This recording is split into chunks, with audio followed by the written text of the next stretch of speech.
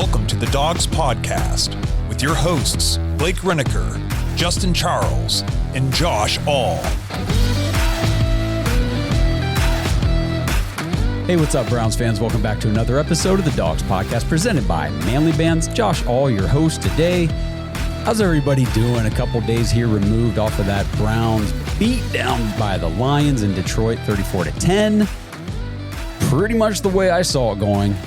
Definitely thought it was going to be a lot more similar to the Ravens game than any other game this season. I know people were coming off high from that Green Bay Packers victory at home the week before, but this game just had the foundation, the making, to be exactly what it was, which is a somewhat close game for a large portion of the contest, even though as a fan watching the game, you know there's no hope. You know there's no chance the Browns are winning this game. And then obviously just mistakes compound on top of mistakes. And in the end, the Browns lose big time. So we're going to dive into some of the stats, metrics, some of the information that has come out since the game, just detailing how bad the Browns offense has been these first 4 weeks. We're going to talk about why Dillon Gabriel needs to be the quarterback starting this Sunday in London.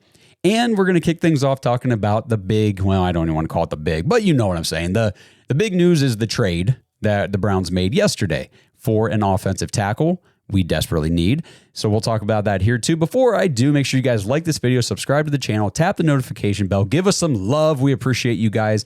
Everybody supporting the show, following us, listening on your podcast apps, wherever. Give us 5-star ratings and reviews. We appreciate it all.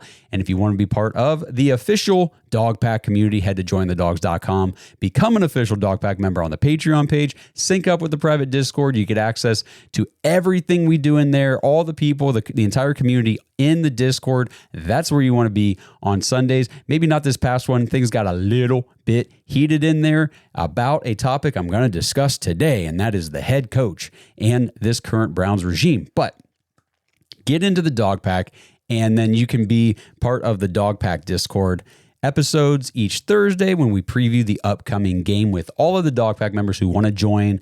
And it's like a live call-in radio show right there in the Discord. It's a ton of fun. So that's jointhedogs.com. So to kick things off here, let's talk about this. Yesterday, the Browns made a trade for an offensive tackle. Like I said, we desperately need help at this position. Texans left tackle Cam Robinson coming to Cleveland. The Browns and Texans have swapped late round picks in 2027. The Browns get Houston's 7th round pick in 27, and Houston gets the Browns' 6th round pick in 2027. Now, if you guys have watched the show for a while, you probably saw the episode in the offseason that I did with Kenny Mack. We featured Cam Robinson as a guy that we wanted the Browns to sign in free agency. So this guy was already on our radar when we were looking at free agents for the Browns. And when the news came across my phone the other day that we traded for Cam Robinson, I was like, hey, that's the guy I wanted the Browns to sign originally anyway. So I went back and I looked, and here were my notes from that episode. Cam Robinson, 6'6", 335 pounds, 29 years old. He was an early 2nd round pick out of Alabama by the Jacksonville Jaguars back in 2017. He played his entire rookie deal in Jacksonville. They franchise tagged him twice. And then last year, they traded him to Minnesota after their starting left tackle, Christian Darrisaw, got injured for the season. He was named the starting left tackle for Jacksonville as a rookie. He has played 101 career games. I suppose now that number is 102. He has started every game that he has played. So he's never been a backup. He has always been a starter. So the Browns, now he's not a high-end left tackle that we're going to bring in here and sign to a big extension. He's going to be the long-term answer left tackle. If that were to happen now, I would be, that'd be awesome. I'm not expecting that. This is not that type of player. This is not that type of move. But hey, stranger things have happened. I want to leave the door open for some miracles because God knows we need them. Cam Robinson has dealt with some injuries in his career. He missed most of his 2nd season with a torn ACL, season-ending meniscus injury in 2022. Like I said, 101 games over 8 seasons, averages out to just under 13 games a season. Played 14 or more games in 6 of his 8 seasons. So one thing that I liked when I was looking at Cam Robinson earlier this offseason, he's not often penalized. He has just 10 total holding penalties in his entire career. And that includes 4 seasons with 0 penalties, period. And that's over 8,100 career snaps. Just 10 holding penalties. Very good considering the Browns tend to lead the league or be one of the league leaders in pre-snap penalties all the time, or just overall penalties every year, I should say. So like I said, the Vikings traded for him last year after Darisaw went down. The Texans then signed him this offseason, and he's only played one game. He played in week 1, started that game for the Texans, and that was it. After that, they opted to bench him and play rookie tackle Ariante Ursary, the kid out of Minnesota, who we talked about in the offseason as well. But in that one game, and I don't know the whole details of the Cam Robinson situation in Houston. I'm not a Houston Texans fan. I don't follow their news cycle, so I don't know. All I could pull out of it was that they sat him down and they started Ariante Ursary instead. But in week 1 against the Rams, who have a very good pass rush on their defensive line, he allowed just 1 pressure on 36 pass blocking snaps against the Rams. So I felt like that was a pretty good stat line for his only game this season. The Browns had to make a move at tackle. Cornelius Lucas, who the Browns signed this offseason, and we were excited about having him, the Browns signing him to be the backup swing tackle. Thought that was a nice move based on his overall career, but man, this dude just got freaking annihilated by the Detroit Lions. He had a 21.5 pass blocking grade per PFF this past week. Bad, man. Like, that is bad. That is so bad. Allowed 9 pressures, 2 sacks. KT Leviston on the other side was not a whole lot better. So, with DeJuan Jones out for the season, Jack Conklin is hurt all the time. Don't know when he's going to play again. The Browns had to do something. And I thought, going out, getting Cam Robinson for a late round pick swap 2 years from now, I like that move. I like that move a lot. All right, so let's shift gears here. Let's talk about some stats and some interesting things people have pulled out and posted about this Browns offense. That's where I really want to focus today. We don't need to talk about the defense. Defense is elite. The Browns have assembled an elite defensive side of the ball. For as good and as elite as the Browns defense is, that is exactly how freaking crappy the offense is, which is just an indictment on this front office. So Blake Williams on X posted this. He said, "I feel so bad for the Browns defense. Never has the premier elite defense in the NFL been so bad as a team. The worst the number 1 defense has ever finished in NFL history." Now think about this. The number 1 defense in the league, the worst that team has ever finished in history is 500. And it's happened twice, in 2012 and 1977. All other years ever in the NFL history, if you've got the number 1 defense in the NFL, your team is over 500. The average record for the number 1 defense is 12-5. Well, we're not going anywhere close to that. The law of averages says this season goes one of 2 ways for the Browns. The team fractures and the defense gets dragged down, meaning they're not going to finish as the number 1 defense by the end of the season, or the Browns end up at least 500. Time will tell. Now, I'm going to tell you guys right now, we're not going 500 this year. And I'm going to talk about why here coming up and all this stuff. If you've watched this team for the first 4 weeks, we're not going 500. So we're going to be the worst finish for a number 1. Well, if we finish as the number 1 defense, but like he said, the team will likely fracture at some point and the defense will not finish number 1, even though I think they clearly are the best defense in the league. So this goes into why Joe Flacco needs to be benched. And I saw earlier today on the Tony Rizzo show that they do on YouTube over there at ESPN Cleveland, Tony Rizzo said that per his sources, Dylan Gabriel will be getting the start this Sunday in London. I see no world in which Joe Flacco starts another game for the Browns after what he's done these first 4 weeks. It has been abysmal. He's got the lowest QBR in the league. I mean, it's so freaking bad. If you watch the games, it's like, why is this guy playing football? And I've seen a lot of the posts on social media where people say only the Browns, only Kevin Stefanski would continue to start this guy with how bad he's been playing. Every other team, every other coach in the league would have made a change by now for this type of quarterback play. Under pressure on Sunday, Joe Flacco was 4 for 15 for just 97 yards and a pick. On deep passes, just 2 of 8. Intermediate passes, where you need to thrive as a quarterback in the NFL, just 2 of 5. 2 of 5 Only 2 completions, only 5 attempts in that area of the field. What are we doing? Like, that's not going to get the job done. He's got 2 touchdowns through 4 games to 8 turnovers. I mean, he's got 6 picks, 2 fumbles.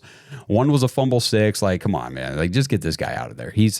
There's no way Dillon Gabriel or Shedeur Sanders could be any worse.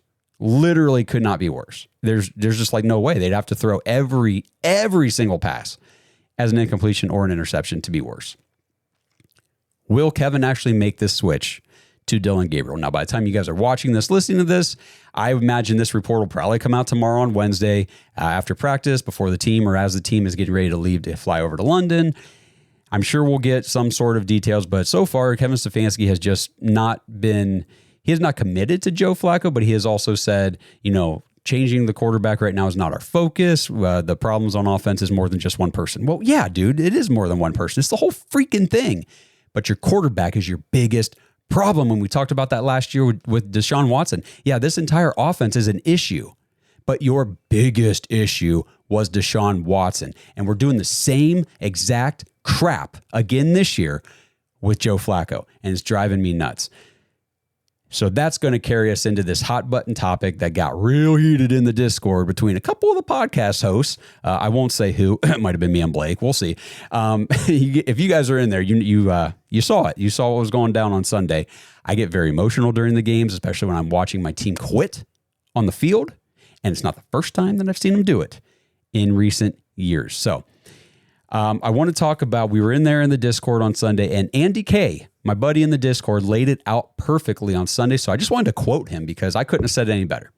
He said, all of it has to do with Kevin Stefanski doing the same things and not scheming against what the defense is doing. And this goes to Cornelius Lucas being left one-on-one with Aiden Hutchinson 17 times during the game. And I think all of his pressures came against Hutchinson.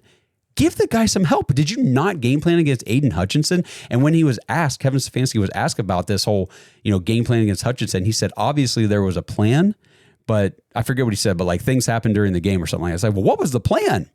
You left your backup swing tackle, who obviously is not very good, apparently, one-on-one 17 times with one of the best pass rushers in the league? Come on, man. Like, that's just stupid.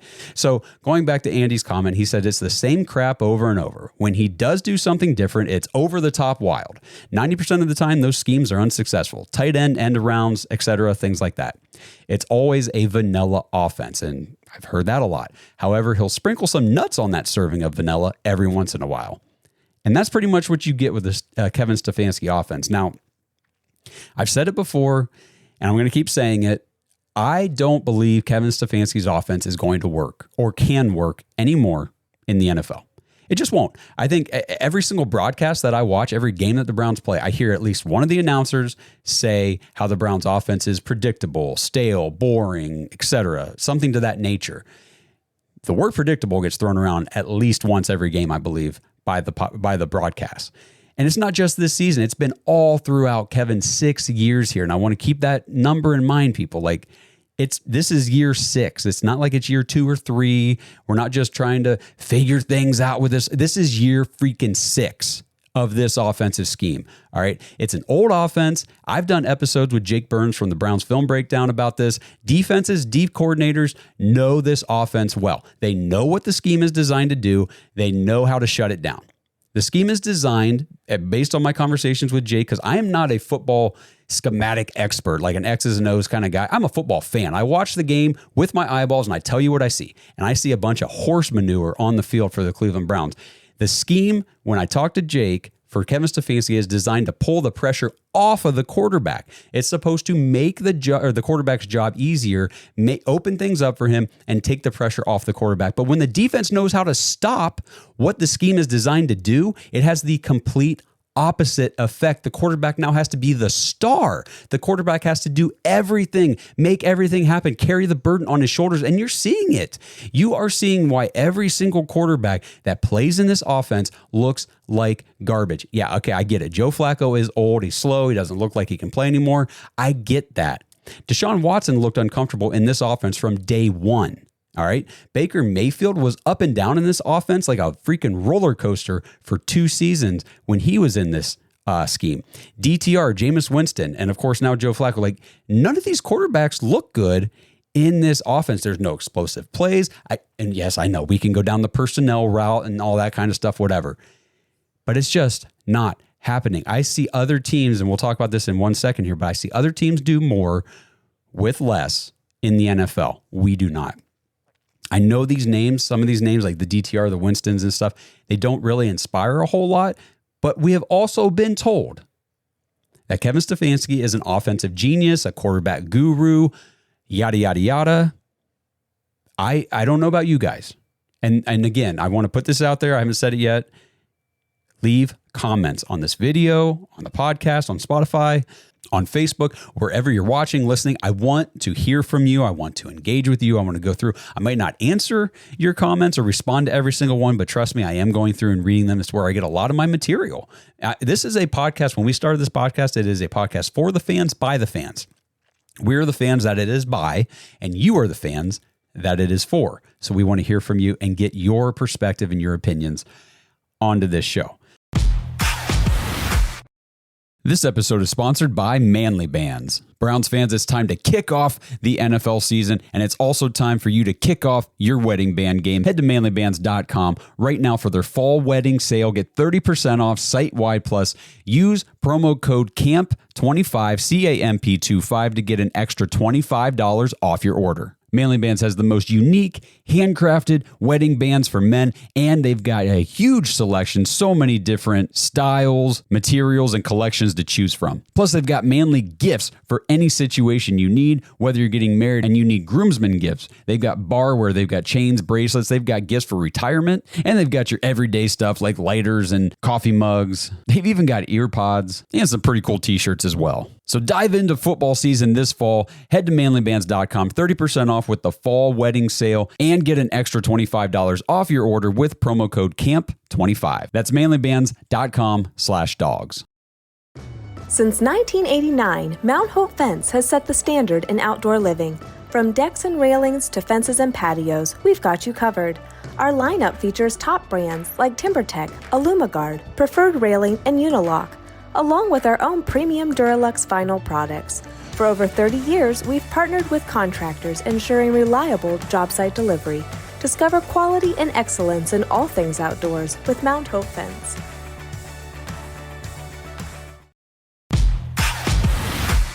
So this goes into this post on X. This is from Chad, the Dumb Browns fan, who I am becoming a quick fan of, reading all of his stuff on X. Go follow him. He's a good follow, but he said this perfectly on Sunday. He said, I don't understand how people can continue to defend Kevin Stefanski. He is an offensive coach, and his team has scored 17 or less points in 9 straight games. Before you get started now about personnel, he says, which is what I know a lot of people are going to, on Kevin's side, are going to want to argue about.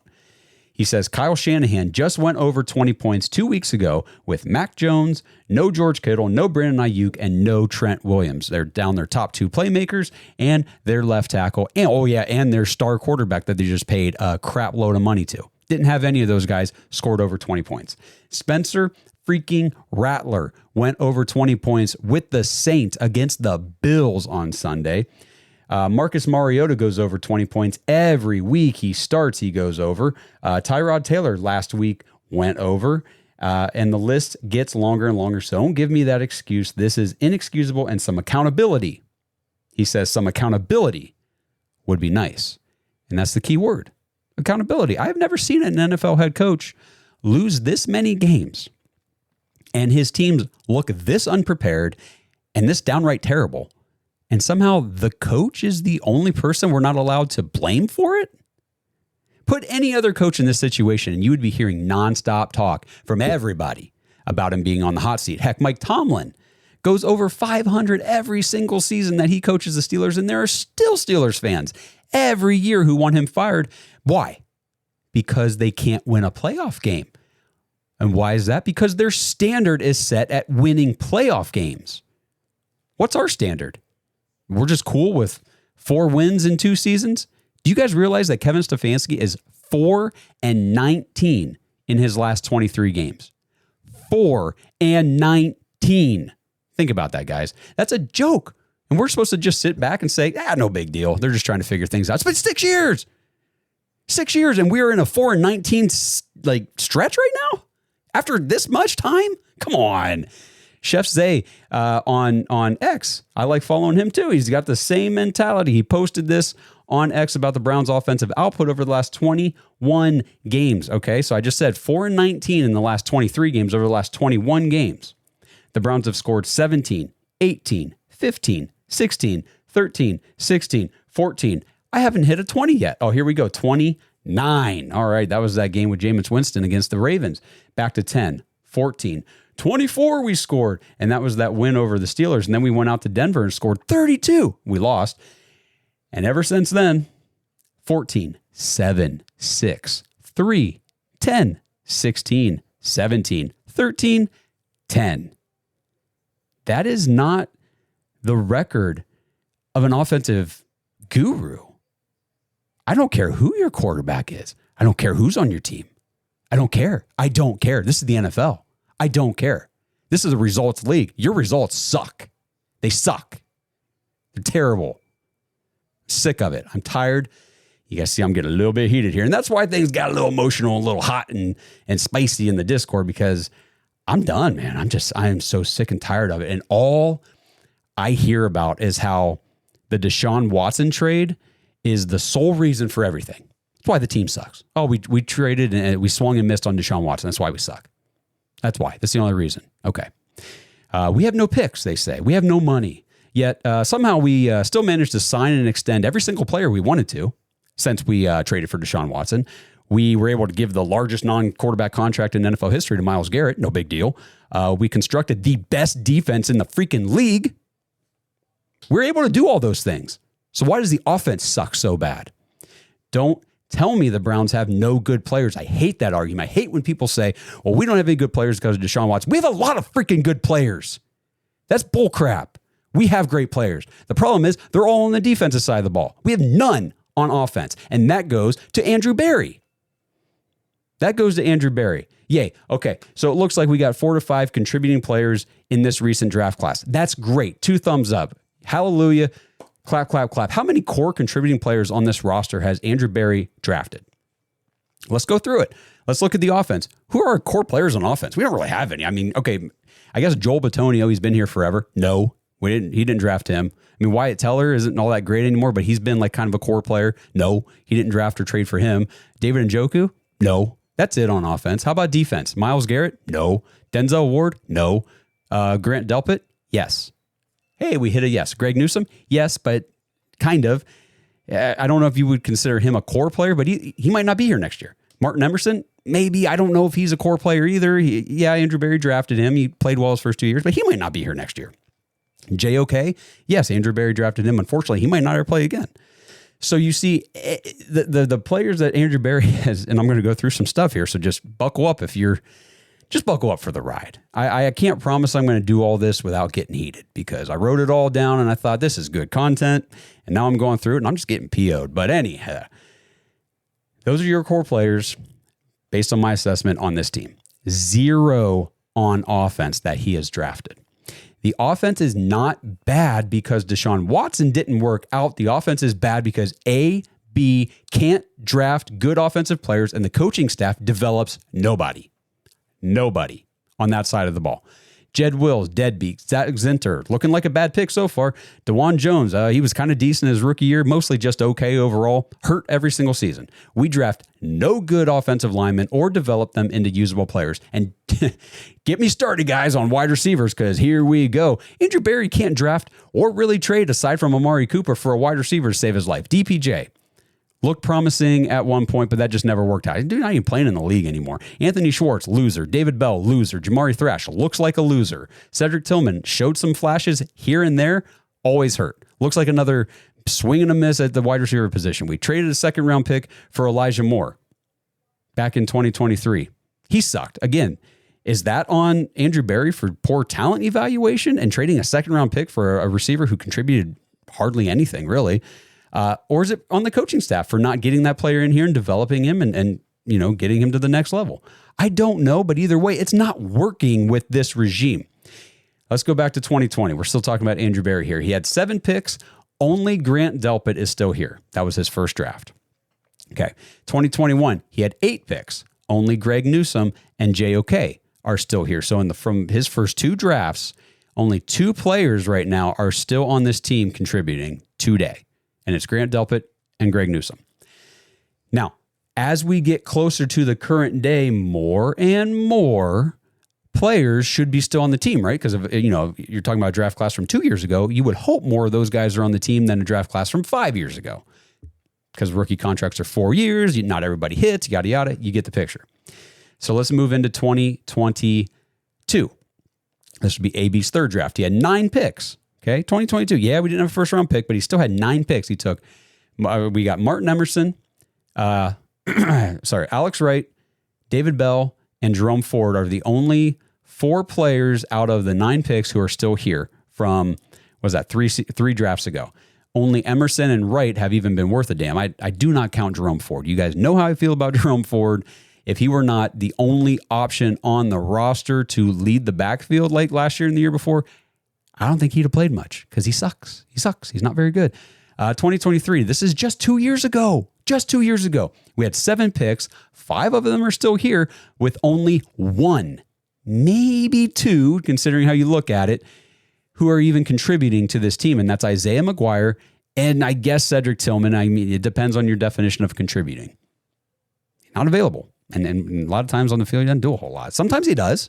I'm not trying to say he's worthless or anything, but I mean, I don't know. Just hasn't been overly impressive. 2024, he had 6 picks. 5 of them are still here. And get this, guys, out of the 5 picks in 2024 who are still here on this roster, 0 of them are contributing to the team. And you're probably asking, well, who are they? Number 1, it was our second round pick, Michael Hall. Not on the field. Not on the field. He's not contributing right now. Zach Zinter, not contributing. Jamari Thrash, he's on the field, not doing squat. Buki Watson, Miles Harden, Jawan Briggs, none of them are contributing. I know some of them are playing. Well, I'm sorry, Jawan Briggs isn't on the team anymore. He was just a pick in that draft. Miles Harden, I get it. He's on the field. Dude ain't contributing. He's the guy who let the Ravens just go 4 touchdowns through the air on us in Baltimore. No, nothing good from that draft class yet. We're hoping Michael Hall will be, if he gets on the field. We'll see. We'll see how it goes. 2025. Okay. Just this past draft. Now this looks good so far. Mason Graham, Carson Swessinger, Quinshon Judkins, Harold Fannin, Dylan Sampson, we can kind of throw in there. He's shown flashes. Obviously, week 1, he looked great. Hasn't done a whole lot since. We definitely need to see more from Dylan Sampson before I'm going to chalk him up to being we got a good offensive contributor. And Dylan Sampson, it's been 1 game out of 4. Let's kind of see how the season goes. I like him. You guys know I like Dylan Sampson a lot. We'll see how that goes. But we need to see more from the entire class before we just declare this overarching victory. I need to see the quarterbacks. I need to see if we got anything there. It looks promising, but let's let it play out first. At any rate, we had 7 picks, and at least 4, like I said, with Sampson, maybe 5, are contributing right away. So that's a good sign. That is a good sign for the future. I just listed 5 drafts, though, before this one, and the Browns, we had 5 drafts before this year, and the Browns have drafted 4 starters or key contributors in those drafts that are on the team right now. That's it. That's why we suck. And you can say we lost 3 years of first round picks. That's why we suck. Why are we so certain that Andrew Berry would have hit on all those picks anyway? Or all of those picks would have been on the offensive side of the ball? There's no guarantee any of that would have happened. So over 6 drafts, over 5, the 5 drafts before this one, this year was the 6th draft. So over the first 5 drafts for Andrew Berry, he drafted 4 players who are currently starting on this roster. That's it. That's not very good. That is not very good. The last thing to remember here about this whole Deshaun Watson thing too is this. Even if Deshaun Watson had worked out and he had been a great quarterback for the Browns, just like they traded for him to be, this would still be the roster that we have. Deshaun Watson isn't gone. He's still here. His contract's still here. He's still on the team. This is the team the Browns have assembled and would have assembled anyway with Deshaun Watson, even if he had been a quarterback, aside from maybe they wouldn't have drafted 2 quarterbacks here this past season. But this is it, guys. This is the team that they put together. So even if Watson had been good, we still wouldn't have had first-round picks to use on wide receivers or offensive linemen during those years. This would still be the offensive line. This would still be the wide receiving core. When Nick Chubb got hurt, it still would have been Jerome Ford anyway because it was. Deshaun Watson was playing then. And we had to go to Jerome Ford. We had nothing better to do. We had no run game.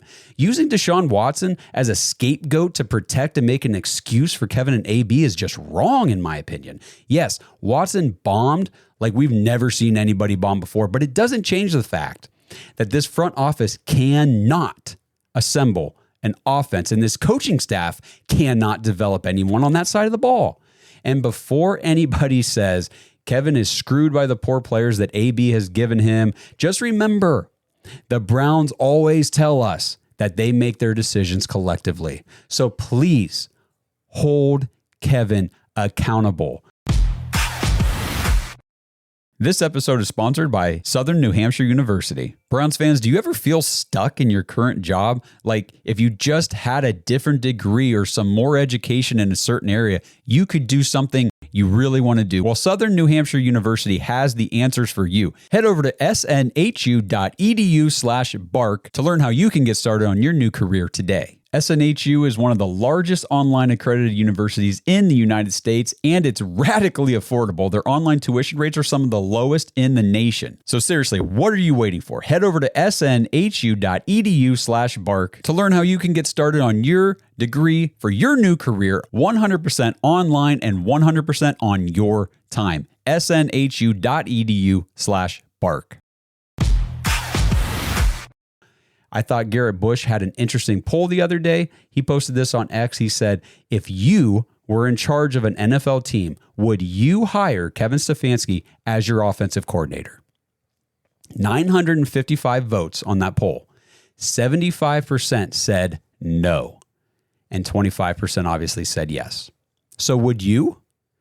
I want you to answer that question. If you were in charge of any team in the NFL, let's say the New York Jets, for example, because they have a defensive head coach and they're going to be firing people like most teams do when the team blows. They're 0-4 now, I think. So would you, if you were the owner or the general manager, whatever, of the New York Jets and Kevin Stefanski was on the market and you fired your offensive coordinator, would you hire Kevin Stefanski to be your offensive coordinator? I want you to answer honestly. Drop it in the comments. I'd love to hear from you guys about this stuff. We asked on our profile on X, we posted a poll. Are fans in or out on Kevin Stefanski? The results, 346 votes, 66% said out, 34% said they were still in.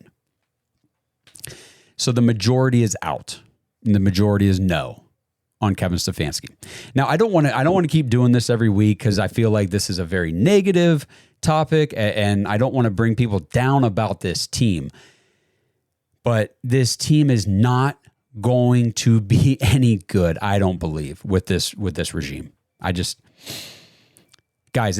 we're 4-19. 4-19 since the last time the Browns have won back-to-back games. Think about that. That's terrible. It's been almost 2 calendar years since this team won back-to-back games. Offensive guru? I don't think so. And we're making excuses for this team. A lot of people. Why? We need to demand better from this team. I'm tired of watching the team quit like they did on Sunday because they know it's hopeless. This elite defense will not last all season because they won't play this hard after we're 1-6 or 2-10 if we get there, whatever the record is. They just won't. That's just how it works. If you embrace a losing culture, you will get a losing culture. So I did want to just throw these stats in there too. So this is from Zach Jackson from The Athletic. He posted this on X. A couple things here. Browns efficiency rankings via True Media Sports after week 4. On offense, points per drive, 31st. There's only 32 teams, guys. Red zone efficiency, tied for 8th. That's good. We don't get there very often. Goal to go, we are tied for 11th. That's not terrible. Touchdown percent, 31st. 3 and outs, 17th. EPA per drive, 31st. Success rate, 30th. Man, it's terrible. It's so bad. And then on that, he also added PFF has the Browns with 11 drops, second most in the league, tied for 29th, last in turnovers. So we are once again leading the league in turnovers after 4 weeks.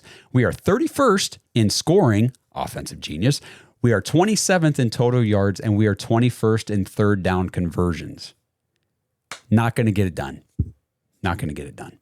And I have some issue with PFF on their drops because I looked today. They have Jerry Jeudy listed with just 1 drop from the Lions game. Maybe 1 per quarter, maybe 1 per drive. He drops everything. Drops everything. It's so bad. When you have a losing culture, it trickles into everything. You see the worst flaws of some of your best players become big time flaws.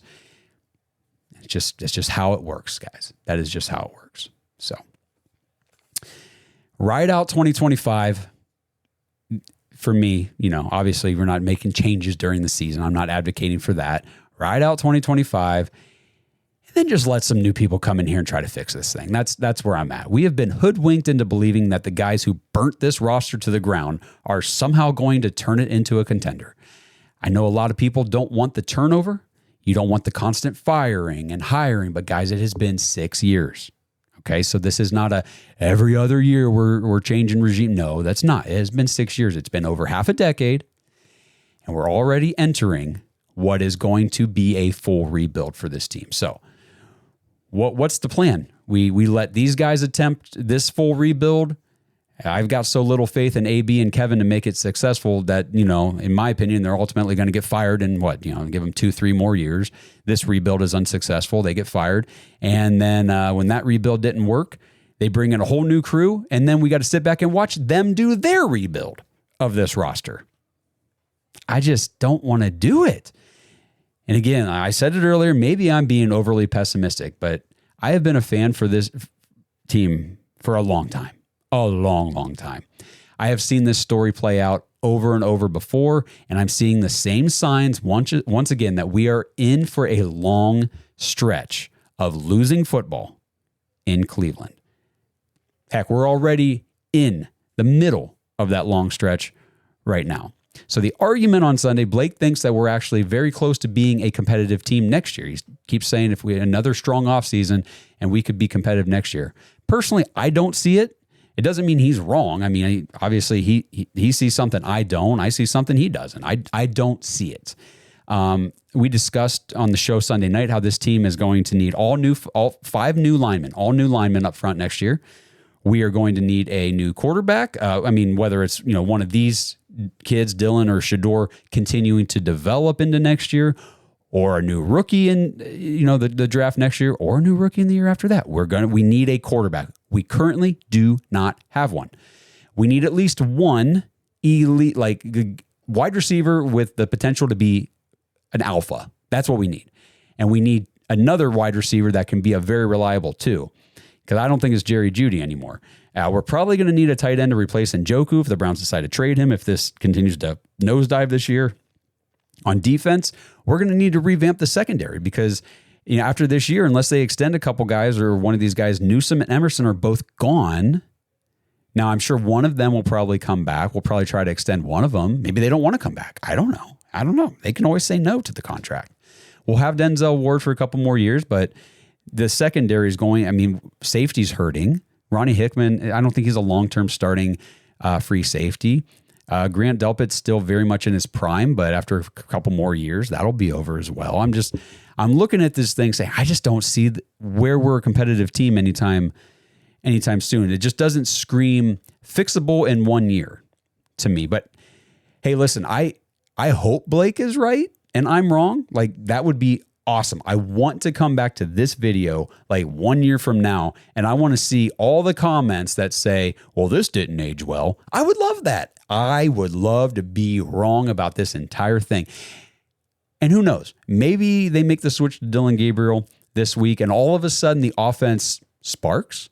we go out and we put up 27 on the Vikings and we win. And then we come back home, or not back home, but we come back to the States, we go to Pittsburgh and we lay, 24 on the Steelers. And then the following week's Miami and we pop off 33 or something. And it's like, wow, this offense is actually doing stuff. It was just we needed a quarterback who could facilitate and competently execute the offense. And maybe that will be the case. There's always that possibility. I'm not predicting it.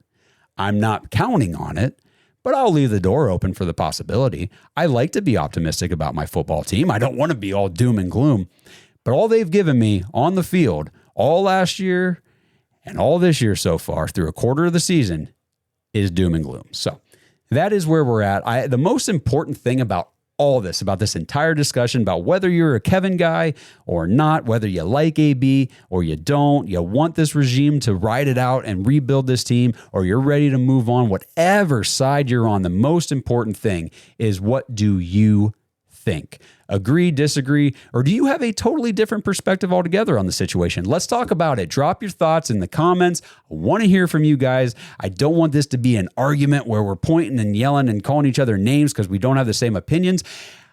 If you like Kevin Stefanski and Andrew Berry and you want them to be here for the next however many years to rebuild this thing, I don't blame you. Like, I can see where you're coming from. I can see the arguments for. I just believe in the arguments against, and that's where I'm at. And I already detailed them for you. I detailed them 2 weeks ago after the Ravens game as well. So you can go back and watch that episode as well. So let's have the conversation, drop it in here. I promise I won't be mean to you because, like I said, if you're on the other side, if your opinion's the other way, I get it. Like, I see where you're coming from. I really do. And I want to be the one who's wrong. Okay? This is not a situation where I'm pounding the table because I think I'm right and I want to be right. I'm saying this stuff because this is what I'm seeing and this is how I feel based on what I'm seeing. And I hope to God I'm wrong. I really do. I would love to be wrong about this. So let me know what you guys think. I appreciate you tuning in. You guys are the best audience in the world. I promise we'll do some more upbeat stuff. I mean, now you guys have watched this team for 4 weeks now. You get it. You get why it's not so positive. But there are positive things to take away. Again, we've got rookies in this class that are showing out. If they make the switch to Dillon Gabriel, that is something very positive to have eyes on, not just for the London game, for his first game and all that stuff, because there's going to be rookie mistakes. I hate to break it to anybody who thinks he's going to come in here and play mistake-free football right out the gate. He's not. It's not going to happen. Minnesota has a good pass rush. The Steelers' defense looks like they're starting to really find themselves. Miami's defense, I know everybody's got week 7 chalked up as a great week to start a rookie. We'll win against Miami at home. I watched Miami against the Jets last night, and their pass rush is pretty intense, man. And we got backup tackles. I want you guys to remember that. It's not pretty in our situation. So I don't think there's any game on the schedule that is easy or clearly winnable or where we should say the Browns should be favored. I don't think so. There are games where I could see it working out in our favor. But again, the offense and the special teams have got to play mistake-free. Like, there is no margin for error on either of those phases of the team because the defense is going to go out there and show out and do their thing. But if the offense makes one mistake, we're done. We're done. We cannot recover from just one mistake because that is how bad the offense and the special teams have both been. Like I said, maybe a quarterback change improves the situation more than I'm expecting. I hope so. We'll see. Let me know what you guys think. Again, jointhedogs.com if you want to be part of the Discord episodes starting again this Thursday. I was on vacation last week, so I wasn't able to do one. But this week, Thursday, we usually do them at 3 o'clock when my wife works. It kind of just depends on my kids' nap time. So the time could vary, which would be this Thursday as well. But usually try to shoot for that 2:30, 3 o'clock time. We'll see where it goes from there. But get in there, jointhedogs.com, check it out. Get into Discord, talk to all the other Browns fans in there. They are awesome. A lot of great friendships in there. We play fantasy football with these guys and gals year round in the dynasty leagues and stuff. We're having side conversations during the game over there talking about stuff that we don't want to talk about in the Discord because there's other stuff going on. It's a lot of fun. Just get in there. If you want to be part of a very cool Browns fans community, jointhedogs.com is for you. Check it out. And again, it's only $5 a month, so it's like you're donating a cup of coffee per month to the show, which really you won't even notice it's gone. but it helps us out a lot. And, it's one of those things where if you subscribe and you don't like it, you can just unsubscribe. It's not a big deal. It's not for everybody, but I think it's for most. I think it's for, if you're a diehard Browns fan, you're going to like it in there. So check it out, jointhedogs.com. Appreciate you guys. And I will see you, if you're in the Discord, if you're already in the Dog Pack, I'll see you guys live on Thursday. Get up on stage. It's Discord stages, but it's like you're calling into the radio show essentially.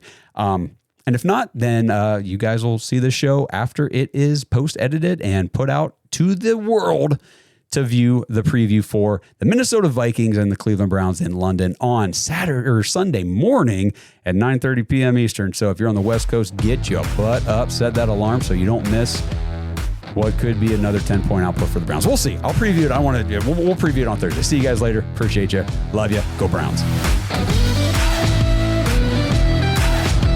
Thanks for listening to another episode of the Dogs Podcast. Make sure you subscribe on YouTube and follow us on Twitter at The Dogs Podcast. Get your thoughts on the show at thedogspodcast.com.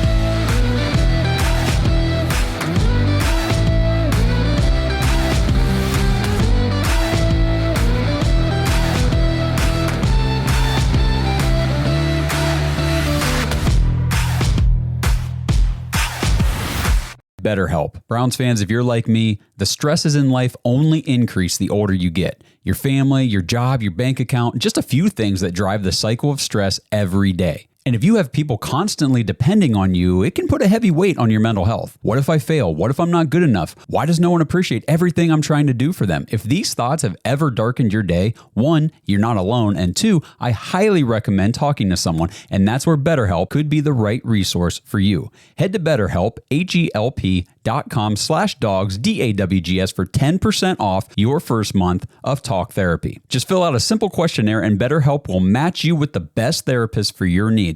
And if it's not the right fit, you can switch therapists at any time for no extra cost. BetterHelp is 100% online. You can talk with your therapist on the phone, via FaceChat, or even through text message. Your therapist will listen, ask questions, and help you see things from new perspectives. So what are you waiting for? Take the first step to making positive improvements in your life. Head to BetterHelp.com/dogs now for 10% off your first month. That's BetterHelp, HELP.com/dogs for 10% off your first month.